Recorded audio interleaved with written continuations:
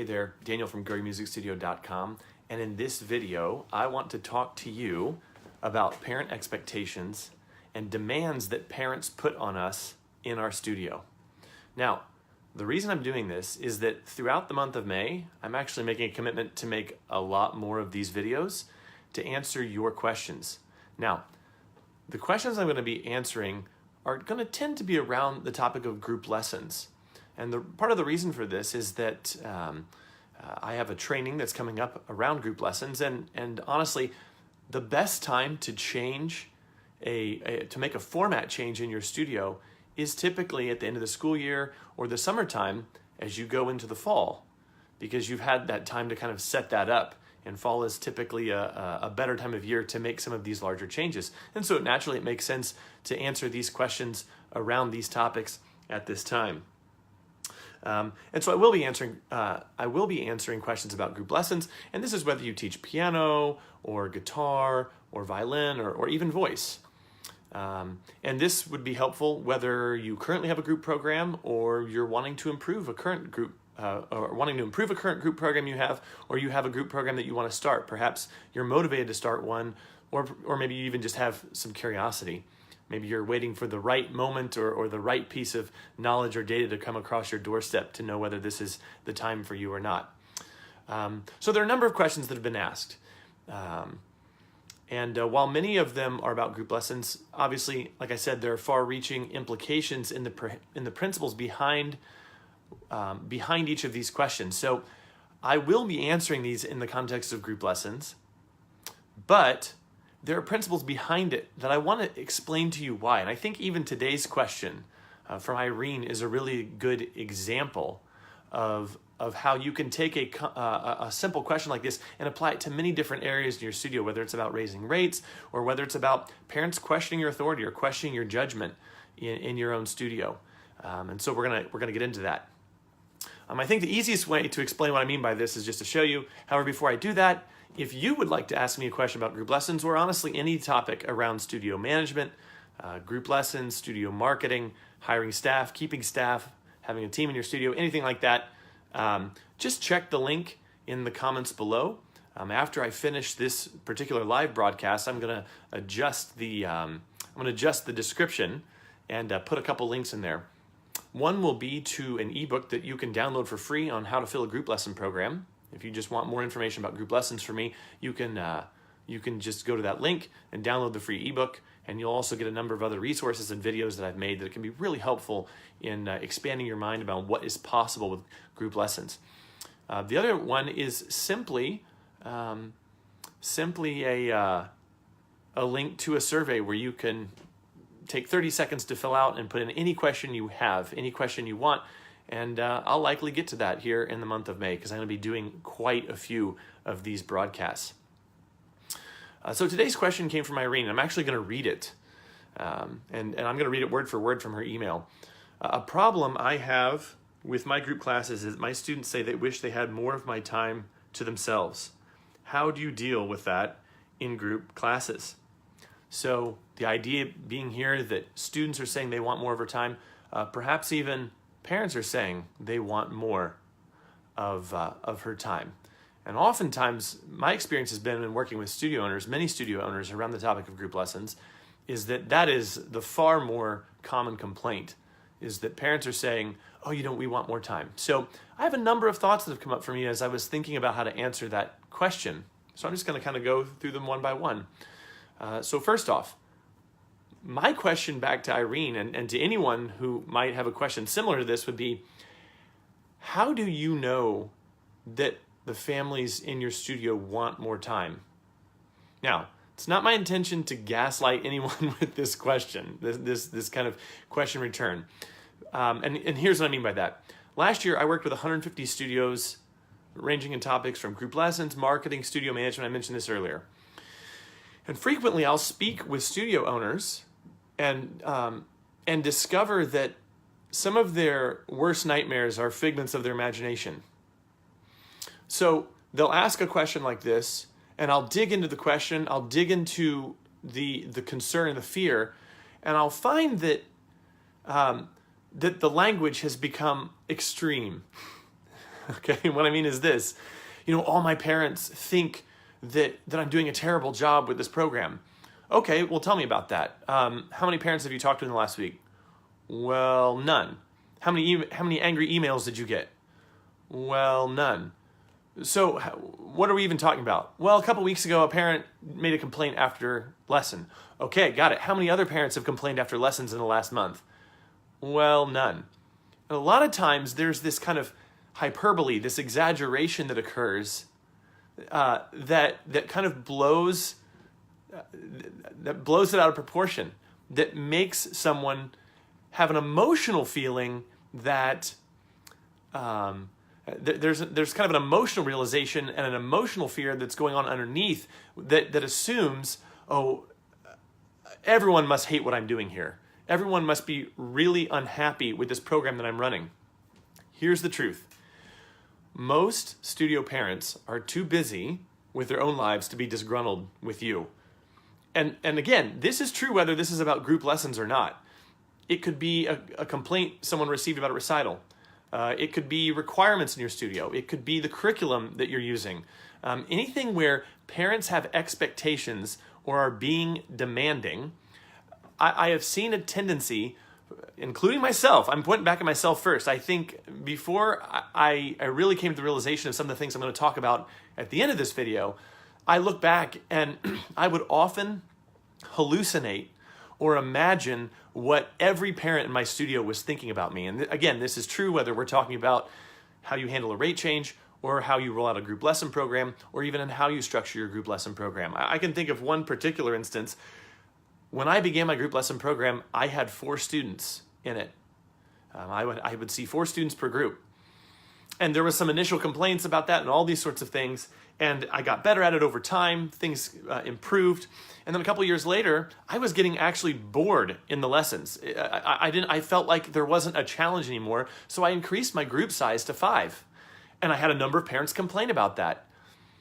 And it's just interesting when you change the game on people, specifically your customers, when you change the game on your studio parents, a lot of times these things can happen where there's this attachment to what came before and now there's complaints.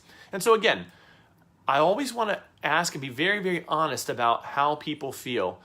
I don't want to assume that I understand that what all my parents or my studio parents are thinking. If I have, and I mean, this is true even to this day, and I'm going to move on from this point in just a second, but I mean, even in the last couple of months where a parent has voiced a concern, an objection, it's been very easy for me to kind of go to the darkest place that I can in my own imagination about what everyone must be thinking or feeling about me. And more often than not, it's just not true. Most parents are happy with what you do. Most parents are just too busy in their own lives and raising their kids and managing, life and work and all that sort of thing, just to think about that sort of thing. So if that's the truth, what's next then? And that's where I want to go next. Let's say for the sake of argument that it is true. Let's say that it is a common complaint. Okay, what now? Now, so in other words, I said early on, I don't want to gaslight anyone and say, oh, maybe it's just all in your imagination. But let's say that it actually is true. Let's say that you actually do begin asking around in your studio these sorts of uncomfortable questions. Now, first off, if you raise your rates, I don't recommend going to every family and saying, hey, how do you feel about this rate change? It's probably not the wisest thing to do. But there are things you can do to gauge that. And while this video isn't about how to get into that mode of communication, I would say that if you do have a sense that there is general discontent around a choice you've made, whether it's group lessons or raising rates or maybe you've switched curriculums or anything of that nature, okay, what do you do? So first, I want to go back to group lessons for this one. I want to acknowledge that the idea of switching over to a group lesson program, many studio owners, their most common fear is and the thing that keeps them from making that switch is what parents will think. I think the second most common fear is they're just afraid that they're not going to do a good job in that new format, but by and large. I've run my successful group lessons training many, many times, and when I do that, I run a survey to all the new studio owners who are taking the training with me. And one of the first questions I ask on this kind of intake getting to know you form is, what is your biggest fear about the outcome of this training? And 95%, so they, of course, they can list every fear that they have, but 95% of those answers has some variation of, I'm just afraid that people are going to quit. I'm afraid that people will be unhappy with me. I have such a good relationship with the families in my studio. I'm afraid that if I switch to a group lesson program and we lose that personal touch, that people are going to be disgruntled, they're going to leave. I'm going to break these great relationships I have with these families, et cetera, et cetera, et cetera. This is the number one fear. So I want to acknowledge that. But what I will say is that this, and I'm going to go in a very different direction here, and this is where I really want to get into the solutions that one can deploy against any parent demand or expectation in a studio. This is a matter of what I'll call frame control. This is a term that I learned from a guy named Orrin Claff.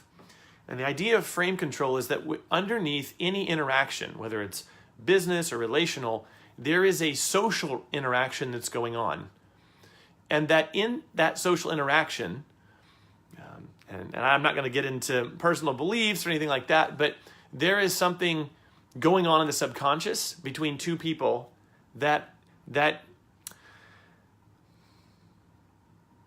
where two people are making a judgment on who has more status. And by the parent asking that question, and I'm just going to rephrase that question for those who might have joined since I asked the original question. Okay, the question was, a problem I have with my group classes is that my students say they wish they had more of my time to themselves. How do you deal with that in group classes? There is a subtle implication behind that question. And just by the fact of answering that question or acknowledging their question, you are actually giving up ground in your authority in your studio. Okay? And again, the only way that you can give up that ground is by answering it. And by answering it, what you're actually signaling to yourself deep down is that you agree with them, that you agree to the terms that they've set by asking that question. And again, if you feel guilty for raising rates and a parent calls you on the carpet for that, simply by acknowledging their question, by answering the question on their terms, you are subtly signaling to them and to yourself that you agree with them. And that's why that guilt is there. Maybe you switch to a group lesson program and you feel guilty because, oh, maybe I'm not giving such a great experience to these kids. Again, you're subtly causing that guilt in yourself and acknowledging that to the parent by answering the question. And again, like I said, this applies to everything, raising rates, group lessons. So the question then becomes, how do you win back the frame? So what I want to do is actually look at the subtle implications of that question that that parent asked. So a problem with my group classes is that my students say they wish they had more of my time to themselves. How do you deal with that in group classes? So there's a number of subtle implications there. I want to go through them one by one. One of them is students need one-on-one time as beginners. Is that true? Now, I could spend 30 minutes going through each of these questions and answering them all out. I don't think I have the time or inclination to actually do that within the context of this video. That's something I cover in great depth and how to answer these objections in SGL. It's written in, I've written a lot of blog posts and made past videos. You can kind of piece together a lot of these thoughts here. But just on its face, on the surface, is it true that students need one-on-one time? Okay, another subtle implication. Parents know better than the teacher what the format should be, or how long the teacher needs with the student, or how long a student needs to be in lessons each week.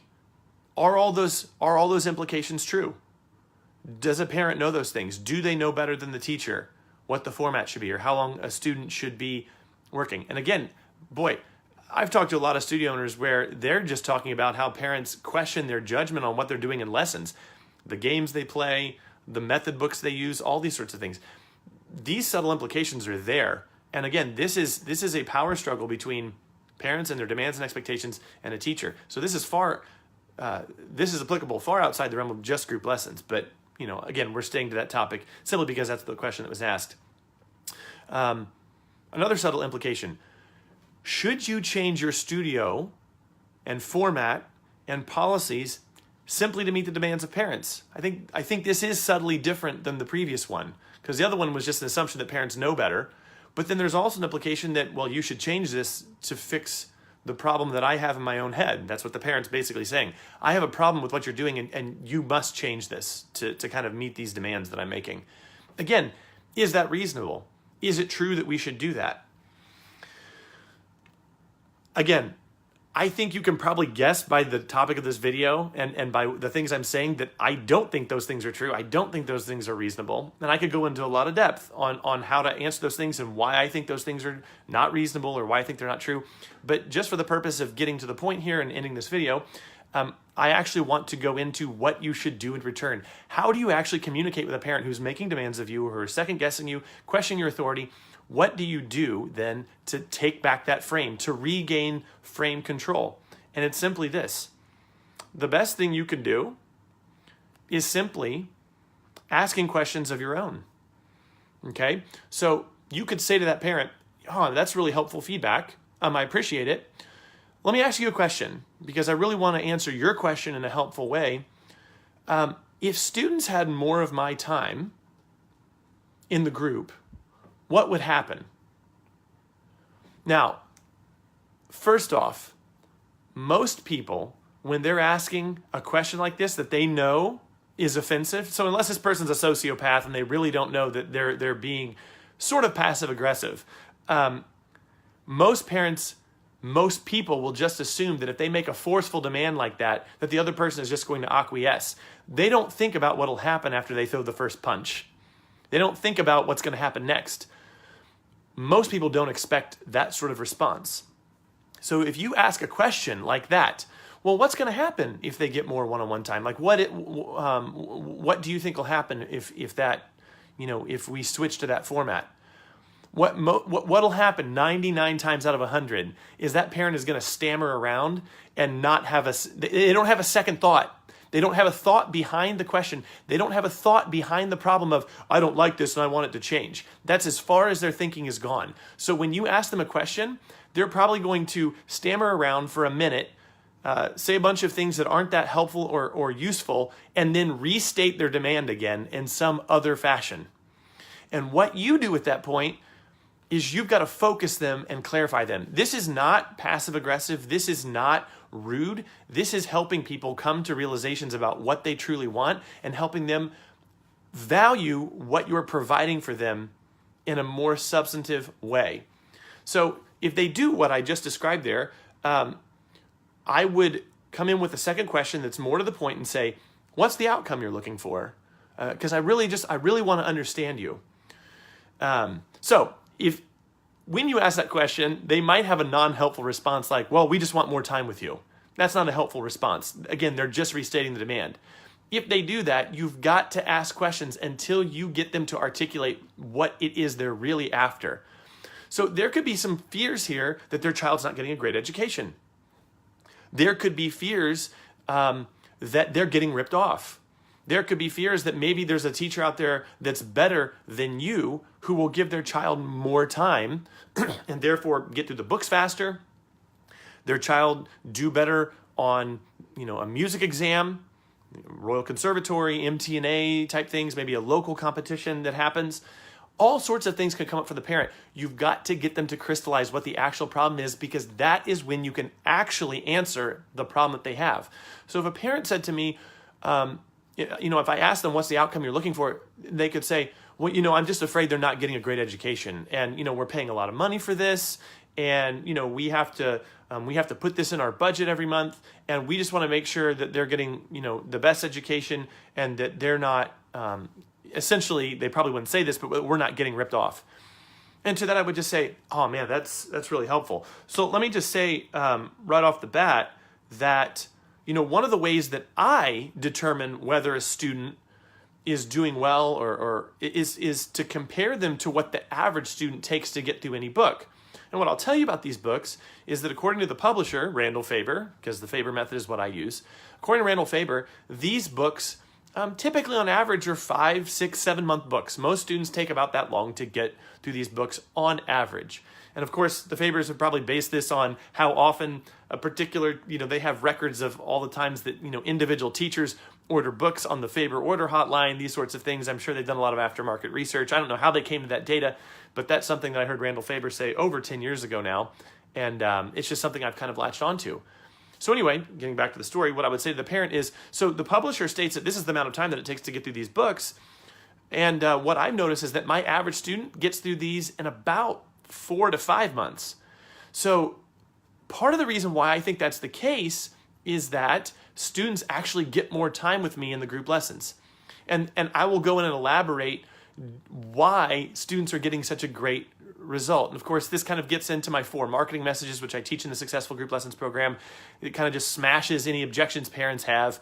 Again, not in a hateful way, not in a snarky way, but just I've seen the results that kids get for over a decade now, and I couldn't imagine going back to seeing beginners one-on-one because they just don't move as fast.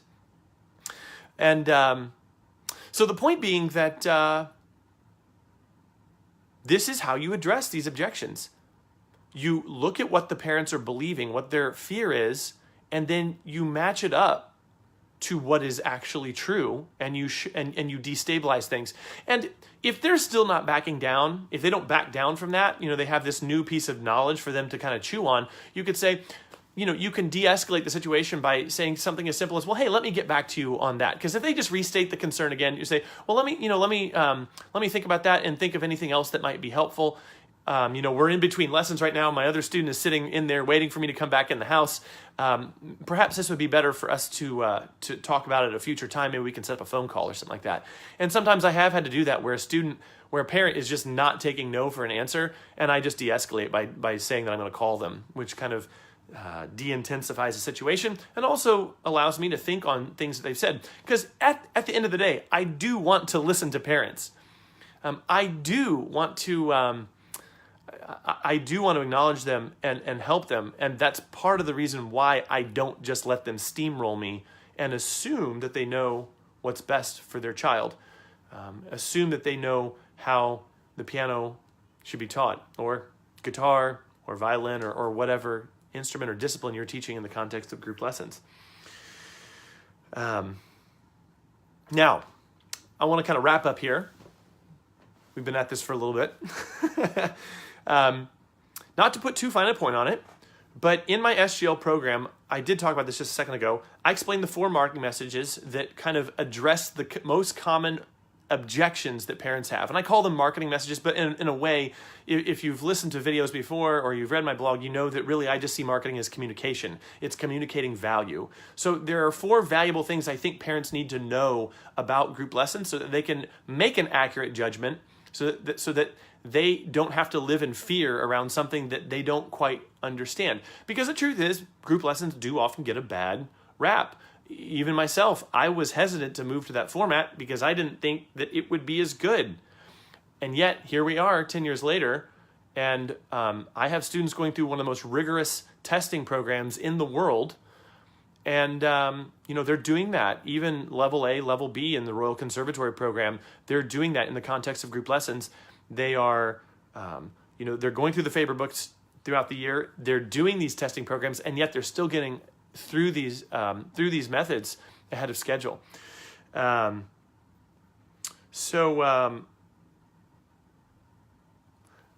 of to wrap up, I will just restate what I said at the beginning, and that is, if you have a question you'd like me to answer on a video throughout the month of May, because I'm going to be making a video probably close to every day. I've gotten so many questions already through the survey that I sent out last week to those who read the blog.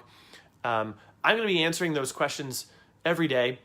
If you'd like to ask a question, as soon as this broadcast is over, I'm actually going to leave a link to a place where you can go and leave your question on just a short survey. It'll take you 30 seconds to fill it out. You can leave your question about group lessons, or maybe implications, or maybe you'd like me to follow up on something I said here, and maybe I can go into more depth on that.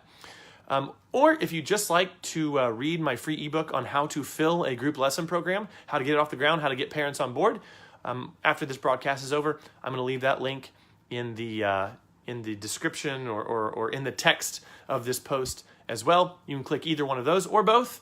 Anyway, thank you so much for watching. I realize your time and attention is valuable. Love your comments. I'll be answering those in the comments here. Obviously, I'm going to be promoting this video throughout the week, so if you happen to watch this after the live broadcast is over and you still leave a question there, I will come in and answer that question. Or if it's a really heavy-duty question, I will make a video about it. Anyway, thanks so much. Have a great week, and I will see you tomorrow, probably around 9:30 a.m. I'll be on to do another live video. So I'll see you then. Bye.